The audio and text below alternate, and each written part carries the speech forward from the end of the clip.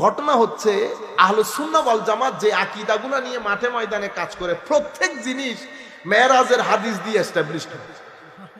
যেমন আমরা বলি আম্বিয়ায়ে কেরাম জীবিত, আম্বিয়ায়ে কেরাম কিরকম জীবিত? এখন আপনি যদি মারামারি করেন আমি আপনারে কেমনে দেখাই কিরকম জীবিত, কিন্তু হাদিসের মধ্যে আমার নবী বলতেছে কি দেখেন, হাদিসের মধ্যে আমার নবী সাল্লাল্লাহু আলাইহি ওয়াসাল্লাম ইরশাদ করতেছে এই আচ্ছা ওয়াকাদ রাআইতুনি ফি জামাআতি মিনাল আম্বিয়া ফাইজা মূসা কাইমুন ইউসাল্লি ফাইজা রাজুলুন দরবু জাদিন দরবুন জাদুন কাআন্নাহু মিন রিজালে শানুআ ওয়া ইজা ঈসা ইবনে মারইয়াম আলাইহিস সালাম কাইমুন ইউসাল্লি আকরাবুন নাস বিহি শাবাহান শাবাহান উরওয়াতু ইবনু মাসউদিন আস-সাকাফি। তো আমি মেরাজের সফরের মধ্যে ইব্রাহিম আলাইহিস মুসাকে দেখছি কবরের মধ্যে নামাজ আদায় করতেছে, সুবহানাল্লাহ, কবরের মধ্যে।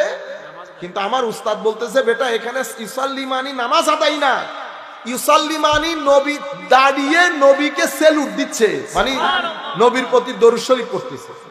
কারণ নতুবা আমার নবী সফর করতেছে, আপনি নামাজের মধ্যে আছেন, এটা মেহমানদারি হবে না, এটা মেহমানদারি হবে না।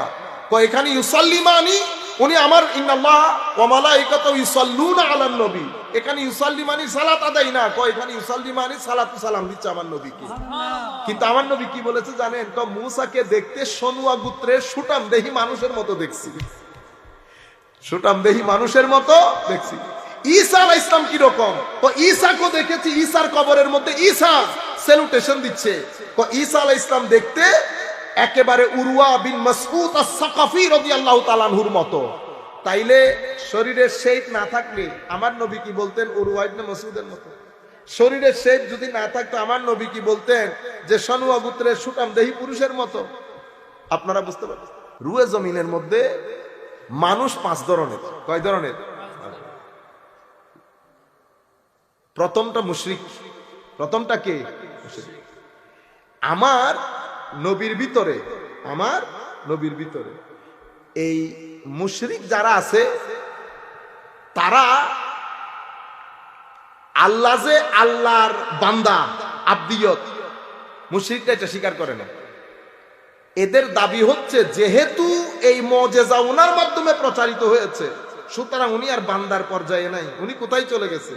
উনি আল্লাহর পর্যায়ে চলে গেছে। বুঝতে পেরেছেন? এদেরকে আমরা কি বলি? মুশরিক। এরপরে কাফের। কাফেররা কি করে? কাফেররা আমরা নবীর, একটা হচ্ছে নবীর বশারিয়ত, নবী মানুষ, আর একটা হচ্ছে নবীর নুরানিয়ত, ঠিক আছে? তো কাফেররা কি করে? বশারিয়ত পর্যন্ত সীমাবদ্ধ থাকে, নুরানিয়ত পর্যন্ত আসতে পারে না, ঠিক আছে? মানে কুলিন্নামা আনা বাশারুম মিসলুকুম পর্যন্ত শেষ, ইউহা ইলাইয়া পর্যন্ত আর আসে না। তো যারা ইউহা ইলাইয়া পর্যন্ত আসে না, মানে নুরানিয়ত পর্যন্ত আসে না, বাশারিয়ত পর্যন্ত থাকে, তাদেরকে আমরা কাফের বলি। ক্বালু মা আনতুম ইল্লা বাশারুম মিসলুনা, তারা বলতো যে আপনি আমাদের মতো কি মানুষ। আচ্ছা, এদেরকে আমরা কাফের বলি। এরপর